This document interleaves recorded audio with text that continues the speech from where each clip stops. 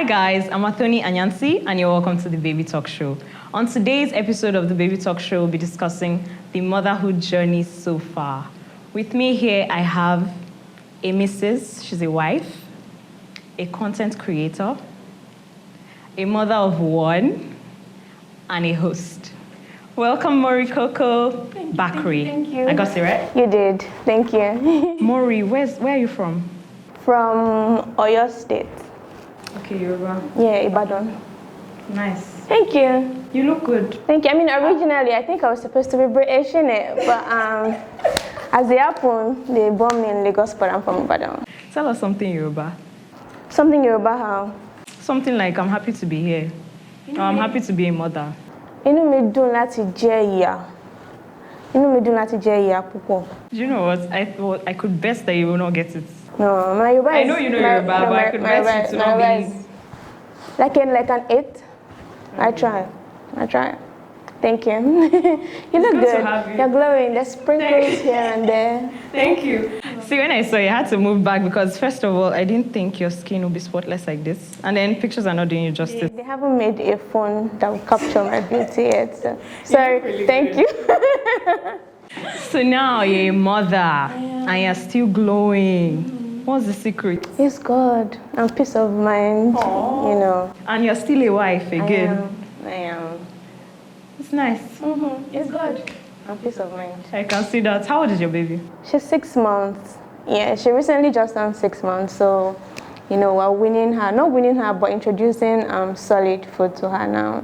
How has that been? It was hard for me. Hard work. It's not easy. Well, it wasn't easy at first, especially the first month, the first 1 month. You know, the milk wasn't coming as I expected it to. The whole first month? No. Yeah, it wasn't like coming as, you know, you would expect it to. And if you know me, I'm kind of like large on the upper area, so you would not think that I will have that kind of problem. So it was like one of the list of what I was expecting to happen, but it didn't happen. But it picked up, you know, later on because I kept on putting her there. I think the good thing is when you first have your baby in it, their belly is like the size of a walnut, and so they didn't really need much food. Am I talking too much? No, go ahead. I'm enjoying it. Yeah, so. I wanted to ask you what you started eating that made the breast milk. Nothing in particular. I don't think I started eating anything in particular. I used to drink a lot of fluid. I didn't really like Ugi, so I didn't really engage in drinking Ugi. But then I heard that Malta also helps you. So I drank a lot of Malta and fluid. Then there was one tea like that, I can't really remember, but I went to it like 4 times. I was just trying different things. Tea like almost like Lipton? Yeah, they're supposed to help you relax. So when you relax, your milk flows. But I wasn't consistent. But I just, you know, kept on putting her there because I was just determined to do 6 months. Let me tell you a short story about my own breastfeeding thingy. First of all, I had a lot. It was coming out a lot. Like there are times when I'm not even breastfeeding and it's coming out. And I did exclusive to like you. Yes, but the thing is, after giving birth, I thought the milk would come out immediately. Yeah. So for like, say 8 hours, nothing. And I was worried. Yes, I was worried. That's why I asked you, is it for the whole month you didn't? I mean, mine was even coming. It just immediately you gave birth? Before I started lactating when I was like 7 months pregnant. The milk was already coming. You know, but it was in drops. But it was just not enough to, you know, feed the baby. And I knew because after I put her there, she would still be cranky afterwards. You could tell that she wasn't getting enough. Yeah, and her mouth would be dry, like she was dehydrated. So it was really bothersome, but thank God. So for me, after like 8 hours, I slept off and then woke up and saw the whole bed. Yes, wow. And then I was scared again. In fact, I was just paranoid the whole time. I'm like, they keep saying the first milk is important. I'm like, has the first milk gone? No, but you know the first milk is like for the first month. Yes, it was later I understood. Yeah. But at that moment, I'm like, I am done for. I didn't see the breast milk to start with. And then it's now coming and he didn't take that first milk. No. So I was, then again, when he was breastfeeding, it was for hours. I'm like, is it not full yet? Boys eat it. I think they eat more than girls at first. Yeah. So it was crazy. So about your delivery, was it a CS or vaginal It was birth? vaginal birth. And before you tell us about the vaginal birth, did you have an option to do CS? Or like, were you asked, would you like to do CS, vaginal, and then someone is like, no, go for vaginal? Like, probably you wanted CS and you're like... No, I didn't. I mean, I had it at the back of my mind that if the vaginal didn't go as planned, I would try. I mean, I would definitely, because I mean, I would not have a choice, right? Yeah. So it was something that I was considering, but there was just no need to have to do it. So I just went with the vaginal birth. How was the delivery like, the experience? I don't know how to explain it, but... Okay, how many hours? I was in labor for 3 days. I went to the hospital on a Wednesday evening. She came on Friday morning. Was that 3 or 2 days? Because first of all, I was induced. 3 days. Wednesday to Friday is 3 days. Yeah. I went to the hospital to get induced. Yeah, she didn't come. Wednesday, Thursday, she didn't come. And then, or what do you call it? Thursday midnight stroke morning. I was like 9 centimeter, blah blah blah. So she came like 2:42 Friday morning. About that dilating thing, for me, I didn't know that they have to check.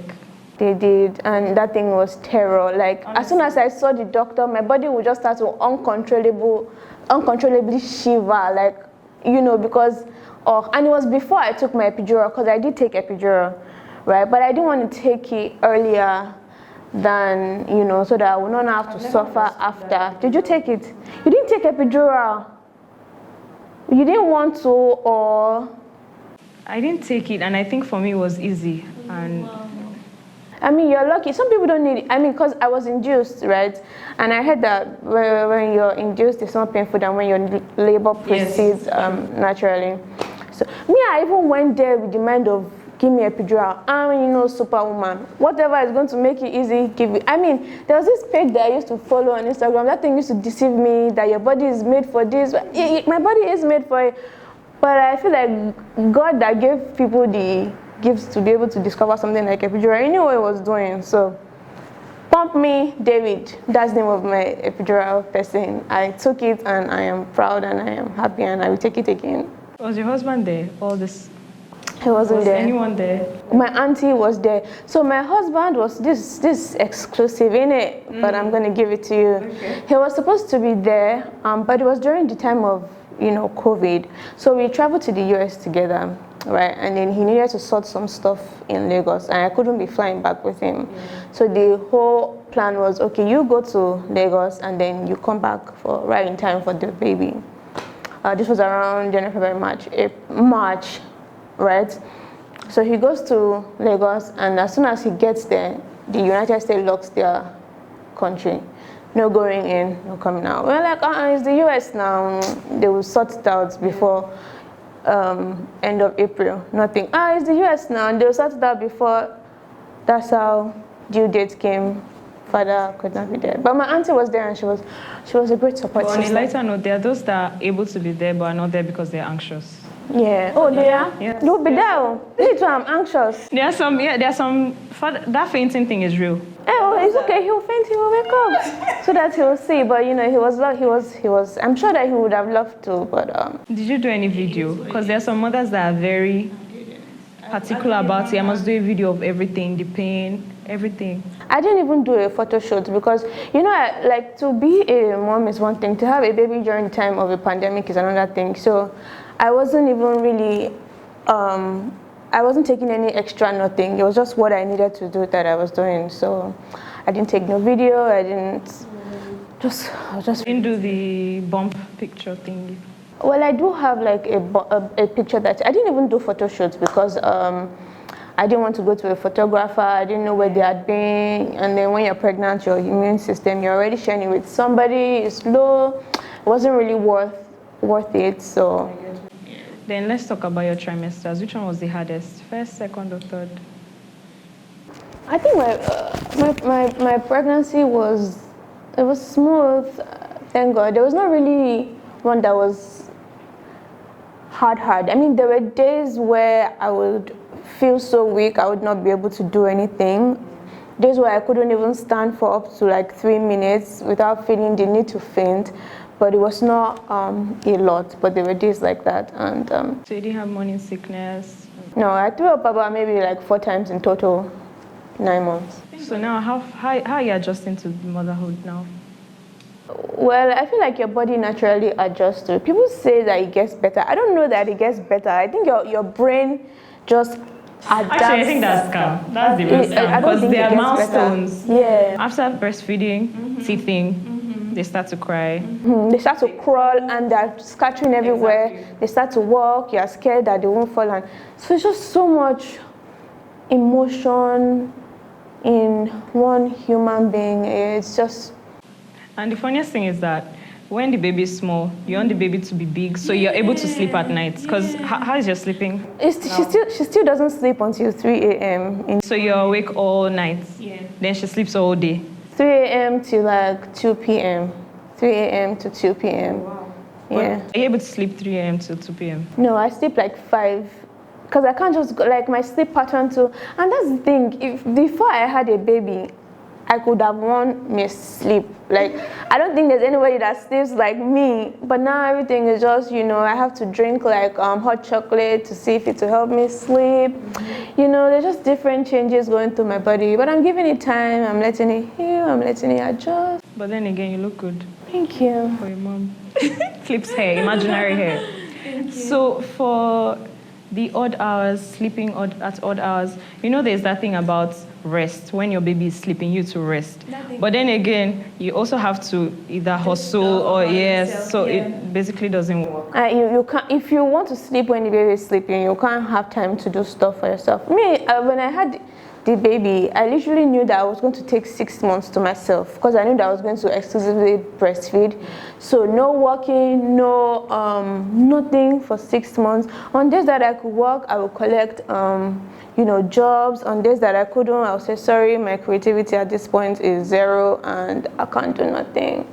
I actually have offended a lot of people in the past 6 months because of no, but I needed to take my mental health very, very seriously. So let's discuss paranoia. So there are some mothers, me included. My son sleeps for too long. Like when he was still a month, 3 weeks, he sleeps for too long, and I'm like, somebody should touch that boy. Is he gone or something? God forbid. God forbid. So I'm like, it's just funny. You want him to sleep so you can rest, and then if he sleeps too much or she sleeps too much, you're like, the baby should be awake by now. Why is the baby still sleeping? So what's your own paranoia? It's the same thing, and then that's when, how because I use a lot of birthing apps, these people prepare you for all sort of things. You see stuff like sudden SSID, sudden infant death something syndrome, and you're like, wait, if your baby is sleeping longer than they are supposed to, you're tapping them, you're paranoid, you don't want to get anything in their way, so I think it happens to me. Sometimes I'll even be sleeping, the baby will be sound asleep. I'll wake up to, in my head, I'm like, oh my God, this baby is crying. I'll wake up and she's still sleeping, so your mind is just everywhere, like you're just so vulnerable. Oh. And then habit-wise, there are some mothers that unlearn some behaviors. Before you get upset, you flip easily. And then now you're a mom, you just have to be calm, have to try and be more productive, you have to hustle more because of your child and stuff. So generally, for you, what would you like to share again about motherhood? With me, definitely is going to be the hustling more. After I had Faizi, her name is Faiza, I call her Faizi. After I had her, I just, there's this sense of empowerment. They need to do more. They need to just be better. They need to grow. I became fearless, because I'm like, somebody's looking up to me, and she's a girl. And how, sometimes it can be hard to be a girl, in this part of the world. So I'm like, she needs to be able to see that her mom can do it. But then I'm also not putting pressure on myself. I'm taking my time, I'm strategizing, doing everything systematically, but I am working towards, something for me and for Faizi. Okay. Yeah. So to round this up, a heads up, I also did exclusive. Okay. And the painful thing is, those that don't do exclusive find it easy to move to solid foods.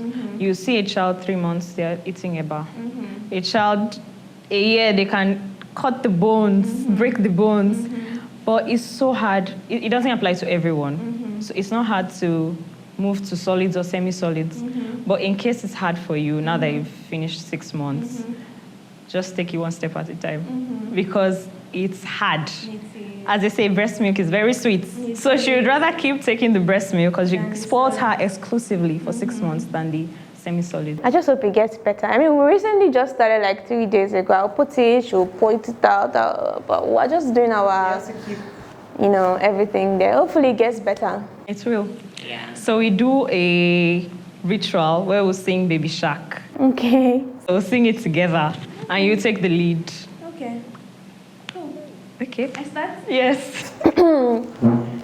Okay, I'm a dramatic person. Go ahead.